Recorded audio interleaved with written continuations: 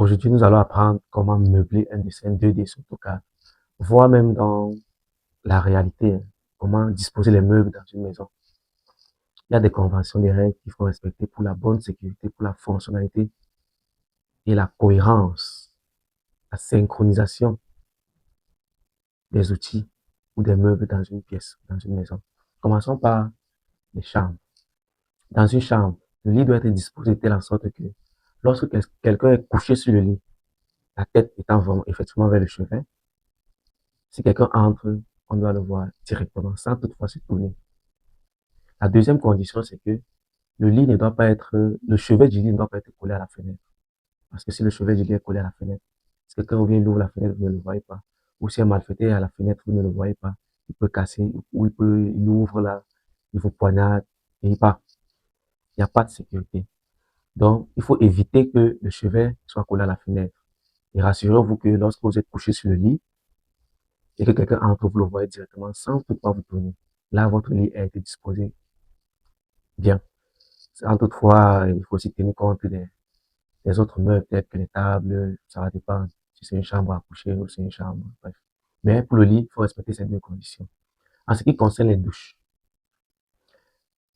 le bidet doit être disposé de sorte qu'il doit être proche de la fenêtre pour éviter l'évacuation, pour favoriser l'évacuation directe des odeurs.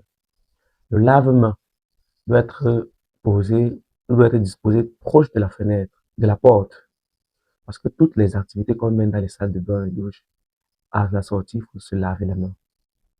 Pour une bonne hygiène, il faut se laver les mains. Donc, le lavement doit être proche de la porte, proche de la sortie. Et c'est une salle de bain où il y a de la baignoire doit être disposée de sorte qu'elle ne doit pas être proche de la colonne de bain de douche ou trop proche du bidet. Parce que si quelqu'un est dans la baignoire en train de se baigner, il ne faut pas que les autres colonnes de douche se versent sur lui, ou si quelqu'un qui est prêt en train de se soulager, en tapant de l'eau, ça mouille. Donc, il faut une distance. Et si les dimensions de la douche sont un peu petites, il est préférable de mettre une séparation en verre, par exemple, pour un peu isoler la, la baignoire. Ça, c'est en ce qui concerne les douches. Maintenant, en ce qui concerne la cuisine, il y a trois types de dispositions. Il y a la disposition en linéaire, la disposition en L et la disposition en U. En fonction de la géométrie de la cuisine, la disposition en L peut, peut être convenable, la disposition en U ou la disposition linéaire. Toutes ces trois dispositions-là doivent respecter une même condition, qui est la suivante. Dans une cuisine, que ce soit la maman de la maison est censée retirer les aliments du frigo, déposer ça déposer ça sur la paillasse, après le nettoyage, assaisonnement et tout, elle dépose sur euh, la cuisinière. Ce qui dit, ah, le frigo doit être proche de la paillasse. Et après la paillasse, on doit voir le, la cuisinière. Si par exemple quelqu'un dispose le frigo, après il dispose la cuisinière, après il part au fond, il met la paillasse, ce n'est pas fonctionnel parce qu'on va retirer les aliments du frigo, traverser la cuisinière, aller le déposer sur la paillasse, nettoyer avant de revenir, ce n'est pas bon. On a la disposition linéaire, on retire du frigo, on dépose sur la paillasse, après sur la cuisinière.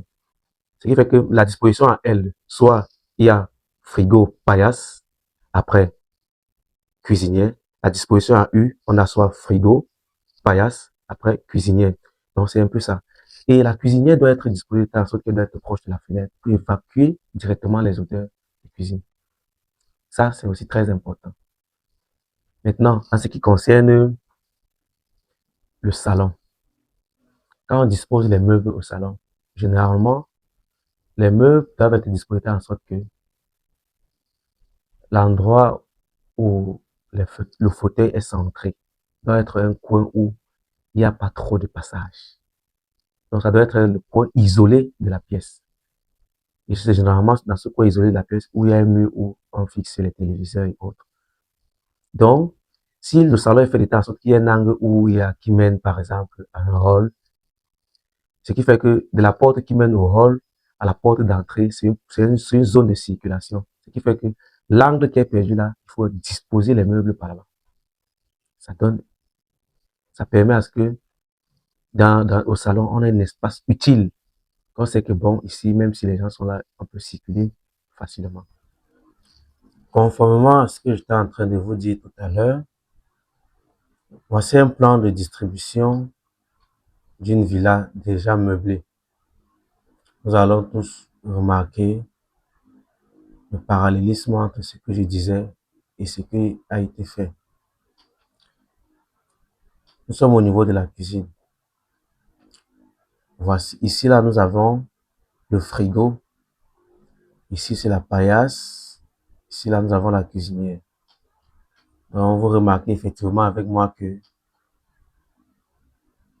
lorsque maman va retirer les aliments du frigo, elle dépose là sur la paillasse, ça dégivre, pour ceux qui sont congelés. Après, elle nettoie, elle apprête, elle assaisonne à ce niveau, et après, elle dépose sur la cuisinière. Nous avons ici une disposition en U. Maintenant, vous constatez également que la cuisinière est proche de la fenêtre. C'est pour évacuer directement les odeurs. Venons au niveau du séjour. Voici la porte d'entrée. Nous avons ici la salle à manger. Et voici le coin du séjour ici. Étant donné que voici la porte qui mène au hall, vous remarquez avec moi que cet espace-là est un peu isolé des entrées et sorties. Donc, c'est la raison pour laquelle les meubles ont été stockés à ce niveau. Voici bien l'espace réservé pour le téléviseur et autres. Isolé des entrées et sorties, respectant ce que j'étais en train de dire tout à l'heure. Alors, au niveau des chambres, dans cette chambre 1, vous constatez également avec moi que si quelqu'un est couché sur ce lit, il fait en sorte que la tête est au chevet. Si quelqu'un entre, il doit voir cette personne directement sans toutefois se tourner. Et s'il y a un individu à la fenêtre, il est capable de voir directement cette personne. Et vous remarquez que le lit n'est pas collé à la fenêtre, le chevet n'est pas collé à la fenêtre. Il y a une distance d'environ 1 mètre là, pour favoriser la circulation. Alors au niveau de la salle de bain, le bidet est proche de la fenêtre pour évacuer directement les odeurs. Le lave-main proche de la porte, parce que toute activité, comme je l'ai dit tout à l'heure, dans les salles de bain et autres, et WC, à la sortie, on doit se laver les mains.